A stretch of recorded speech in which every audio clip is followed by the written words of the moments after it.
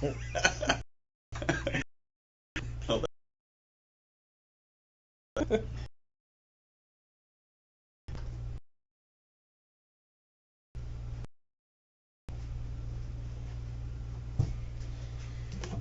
and welcome to the SEO podcast, Unknown Secrets of Internet Marketing. My name's Chris Burris, owner of E-Webstyle. Charles Lewis, your internet marketing specialist. How are you guys doing today? Wait, don't answer that. We can't hear you anyway.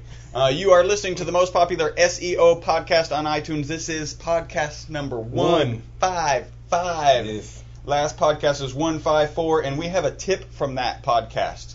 I don't even know why my tip says that. It's regarding web design, and it says make sure your CTA is prominent and easily understood. Yeah, great. That's one of the most important things with a CTA is that it has to be prominent, meaning it has to be easily accessible, can be seen, whether it's a mobile browser or a web browser, and also understandable. Let people know exactly what it is. Make sure it's clear the action that you want people to take. And we think that just your phone number, prominent place, not good enough. We think call your number, call for white paper, call for something. So make that CTA a little bit stronger. Yeah, you definitely wanted to give people, the more impactful the CTA, the more likelihood people will actually take that action. Remember, we are your friendly local neighborhood top position snatchers. Yes. Where our mantra is, don't be a douche. If you're near some sort of electric device, some sort of social media device, go ahead and tweet right now. And you can tweet or should tweet. Hashtag SEO Podcast 155. Make sure you tag us in it at E-Webstyle. That way we can link up, network, and all of the good things that come with being social. And now for our section, the algorithm cataclysm. Oh, that's good. That's good. There was another Panda refresh, they're calling it 3.8. Mm-hmm. It says, as always, that it will affect less than 1% of the sites that are out there and of the search results that are out there. 1% of Google searches worldwide. So a lot. A whole bunch. It says its intent was to release or capture sites that deserve it according to the algorithm. Just went after they knew would be. So pretty cool. You on that. That wraps up our cataclysm. Let's do the news here. Google goggles are out, right? $1,500. You can get some Google goggles. I don't know how. I'm sure they're not delivering today. Yeah. And it's not too far in the future. It says that these are for people who are on the bleeding, cutting edge of technology. Yeah. I want one. Yeah, I need one. Somebody sponsor me a pair. Yeah, to make it two. Just two. We'll do any color. Blue. Yeah. I don't even know if they come in colors. We'll paint them. We'll be the first ones to paint them. We like the red. I want it red. And it breaks everything. Use like lead paint. Now it can't get signal. One of the interesting things they did at the event that they were releasing the Google goggles, they had people with the goggles on who were parachuting. They had people who were rappelling off the side of buildings. And in order to broadcast it live, they actually had to create their own networks, right? Their own Wi-Fi networks. They actually used military. To use, because you above 1,000 feet. There's no 3G. There's no 3G above 1,000 feet, and so they ended up using like military grade technology in order to create the network to support necessary for a product launch. I thought that was pretty cool. That's awesome. It turns out Google Chrome is actually crashing MacBooks. I don't know if you've heard about that. There's something in Chrome that's actually causing what's called a kernel panic. And they say, well, blame it on the operating system. Mm-hmm. Software shouldn't be able to cause a kernel panic. And apparently a kernel panic is not as nice as it sounds, Because Panic is like, ooh, you should be worried. Yeah, Kernel Panic is almost blue screen. Right. You know what I'm saying? Is. Yeah, what they're it's like saying blue is screen. It doesn't shut down the app. It actually requires a reboot. Yeah. I've had that, and I'm an avid Chrome user. That's why I'm sitting here with the blank stare on my face. Like, is that the reason why? But it hasn't happened in a while. Like, it happened like last year sometime. When I ended up having to get my, which will end up being a different issue, but I did have that Kernel Panic, and I was using Chrome, so yeah, maybe it's a newer version or something. On our Facebook page, by the way, you can get to our Facebook page, facebook.com/E-Webstyle, or our Twitter page, twitter.com/E-Webstyle, or our YouTube page, youtube.com/E-Webstyle. And you can send it. That is good. You can send us an email at podcast@e-webstyle.com. I left the whole podcast and Eric Boyles on our Facebook page, he actually posted, hey, there's a new standalone podcast app that's coming out on Apple devices. So you can actually get an app that's focused specifically on podcasts. Mm-hmm. You don't have to go through iTunes or whatever. Hopefully that'll help people find us easier. Yeah, I liked it. It was cool. What's really interesting, the #1 iOS app right now, Google Chrome. Wow, and it's crashing. Well, it's crashing on the MacBooks, right? Yeah. So the iOS app is really for the mobile stuff. So yeah, but that's pretty cool. Yeah. #1 app. That's pretty cool, but it also kind of sucks, right? Yeah. I mean, it's cool that Google Chrome go Google, but yeah, it's not working across all Mac devices properly. Yeah. So. Apple, you guys can't do anything right.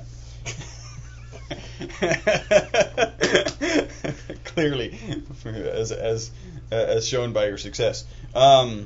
So we actually have 3 reviews. There are no tier tattoos today. And I thought I'm going to read the kind of the most endearing one last and kind of paraphrase it. Here we go. This is from UK. That's not he's actually from UK. Yeah, the UK. SEO tips. This is orange.octopus. Kind of cool name. The title, the review reads: great entertainment, great knowledge building, great tips, bang up to date issues, discussions and solutions. That's got to be like British phraseology. You will not regret listening to this.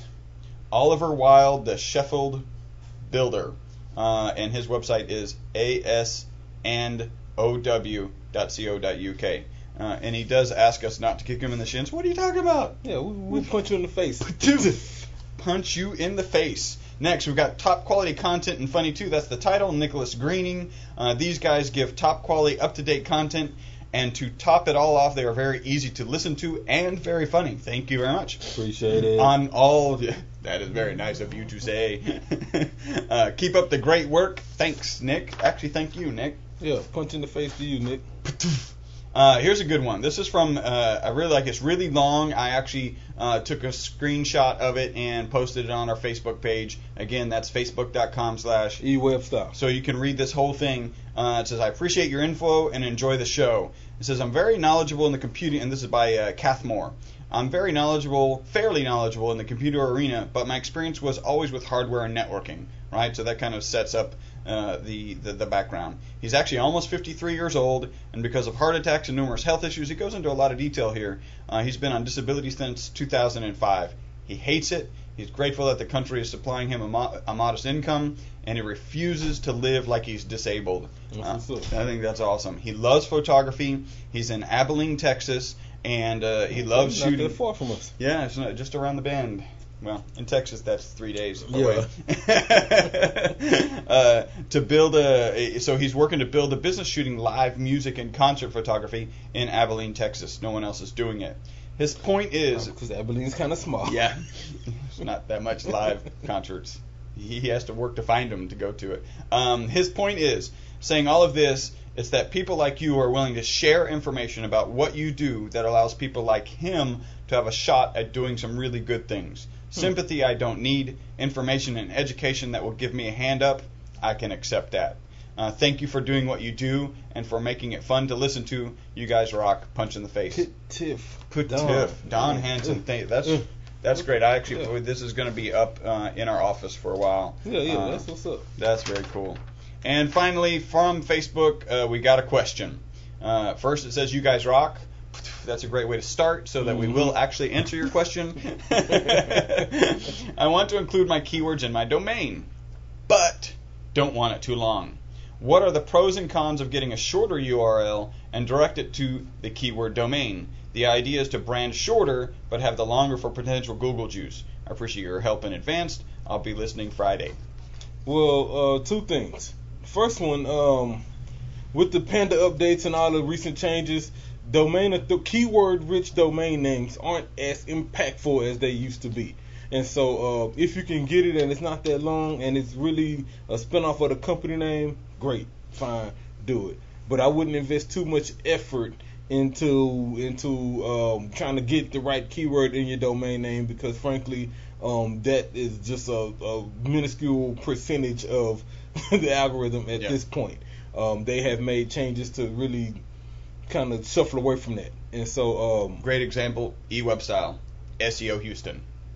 Right? Yeah, we rank well for SEO Houston, and SEO is nowhere in our domain name. Right, so it's not a necessity, and you would consider that a pretty competitive space. So there are other things to focus on.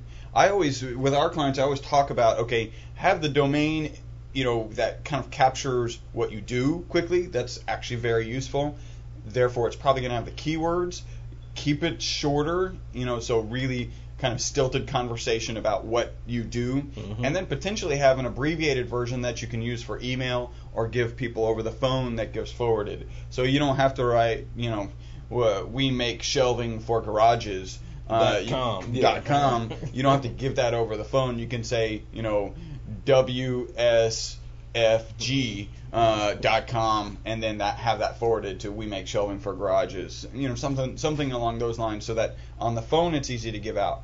Now, on the card, it's easy to print. On any other promo materials, easy to display. And it just long as anything that's online has the longer domain, right? And once you're online, it doesn't matter because it's just a click, right? So at the end of your email, you don't have the short one, you have the long one, because that's, especially if you're using Gmail, I promise you that's getting indexed. Yes, it is. And I would also say, think about branding.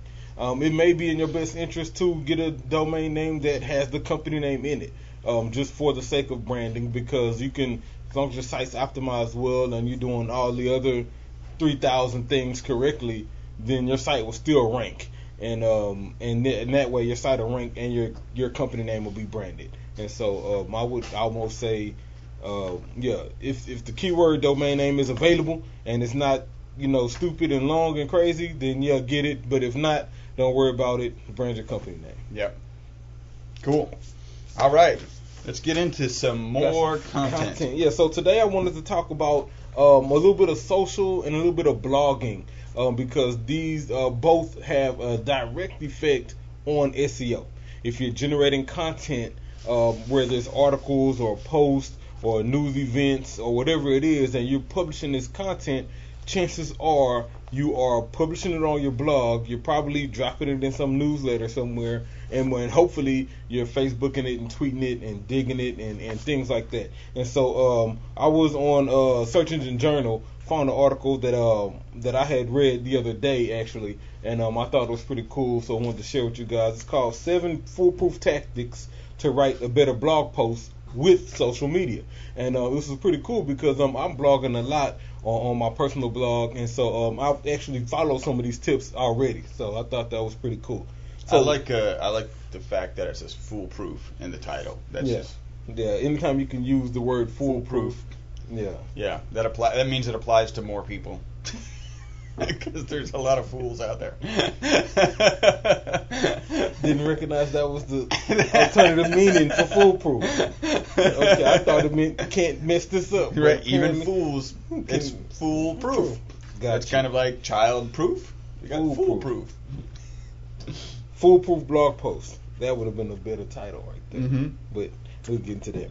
So tip number 1, study your audience's words on social media. I think this is key when writing any post, any article, any content that you plan on publishing with the purpose of getting people back to your site. One could actually say this is keyword too. Yes, definitely. A good example would be if we got the Olympics coming up, right? And so if the people in your social circles, your followers, your G+ circles, your Facebook friends, and this and that, if they're using a certain language or cheering for a certain team or pulling for a certain country, things like that, and you want to attack that sort of demographic of people, then take the words that they're using and include those words in your post. Yeah. Because if they're using them, then they're probably searching for them. And if they're searching for them, you have a higher likelihood of showing up if it's in your post. So very salient for there are different regions. Like I know there are nicknames for people from different countries in Latin America. So like Javier, who's here, is from Honduras. They're called catrachas. I know within Mexico City they're called chilangos. So if you're targeting those particular areas, then you can actually use those names in your blog posts so that it comes up relevant. One of the things that really helps is it makes them feel good because you're actually aware of those things, and they may be searching them. Number 2, find trending hashtags. And so just like hashtag SEO podcast 155, that's our hashtag. Hopefully one of these days it'll start trending. Well, it probably won't because it changes every week. Right. Maybe we should change that up. Maybe it should just be SEO podcast each week. Maybe. We may be making a change. Or maybe E-Web SEO podcast. We have to somehow get us in it. We'll work on that. But we'll take that discussion offline. Yeah. It's called tabling that. Yeah. But anyway, we'll find trending hashtags for whatever you're blogging about. Whatever your article is, see what's trending that's even similar to what you're talking about. And if it's close enough, and if it's relatable enough, then include that in your post. If it's right on, you may want to include the hashtag in your title, because you can search for hashtags on search engines, and they not only pull up the Twitter posts that use those hashtags, they pull up anything that uses that hashtag. And so if it's in your post, if it's in your title, then you can show it there as well. Tip number 3, do interviews. Interviews are always good. People love interviews. Yeah, check. That's on our list. Do interviews for 2 reasons. One, interview people, especially if your industry, has so-called specialists around and rock stars or whatnot. Interview them if you can. It may come at a cost, but it may be worth it. And also, not only interview people, but get interviewed if you can. That's how you get on a lot of different guest posts and things like that. So if let's say you were going to be interviewed, first write your own post about the interview you're going to do, discussing such and such topic, right, with that trending hashtag, by the way, and then go do your interview. And on that interview, have them link back to your post, and that way your interview can help the post gain more people, or people watch interviews, especially if it's a video. They tend to watch them, and we all know video helps ranking. Yeah. And so do some interviews. We did all of that recently with the businessmakers.com. They posted the video of that interview that we did. By the way, you can find that at thebusinessmakers.com, and I think we're in the archive now. We were on the front page for about a week. And when they first posted it, they had a link. I think they had a link to you and not to us, not to E-Webstyle, because you as the SEO rapper. And then we just sent them a note. Hey, could you link here and use these keywords? And sometimes they'll say no, sometimes they don't have time. In this case, actually, John Whiteside was very amiable, and he did it for us really quickly. So try and get those. In this case, we wanted keyword anchor text coming back to us. So and see, I took it a step further. After they did that, I took that same link, I wrote a small post about it, blogged about it, tweeted it, Facebooked it, and so that way it was able to get shared some. So interviews. Number 4, avoid stock video and images. I think this is extremely important in regards to blog post. And more so for the stock video. All blogs use images. Most of them are stock. Yeah. Usually they come from some sort of Google search, and so it makes the post look good. If you have an original image, by all means use that because no one else has it. Right. But and in regards to stock video, stock video sucks because everybody's already seen it. Yeah. Unless it's an e-com site. Right. If you're selling paper and Xerox has a video about the paper making process or whatever, then use that video. Yeah. I mean, because you can't go and recreate that video anyway. Yeah. And so in certain cases, stock video is okay, but usually, use your own. If it's a personal blog, your media should be personal as well. Yeah. Number 5. Use Facebook Insights to get inside your reader's head. Goes without saying. You want to make sure that just for you, those of you who don't know, Facebook Insights is kind of the Google Analytics of Facebook. So it gives you, who's liking you and actually who's sharing it, and talks about reach. So how many people actually had that particular post or whatever that information was on their own wall or had access to it. So it's some pretty good advice, good information can be found there. Yeah, you can figure out, what sort of post do they post frequently, right? What do they always share? And then tailor your new blog post, your new article to fit that sort of criteria, so they'll be encouraged to share it and repost it and things like that. Number 6, tap into your frontline people, customer service reps, retail reps, things like that. This is a great idea, especially if you are let's say a bigger company, let's say a bigger corporation, and you have lots of employees. Tap into the personal brand of some of your frontline people. If you create a new blog post, let them tweet it. You retweet it. Let the company put it out, and let them kind of send it to their own group of people who by default will probably be oriented to that same industry. And so tap into your resources so the message can get shared a lot more frequently. Here's a great example of that. Sweden is turning over the @Sweden feed to a Swedish citizen every week as a way to promote. Stephen Colbert got wind of it, actually is now vying to have the Swedish tweet. They because he put them on air, they went from like 33,000 followers to 65,000 followers, and he's got some millions of followers. And now they're like responding to him. You're gonna have to wait. One chick said, "I finally have something Stephen Colbert can't get." Wow.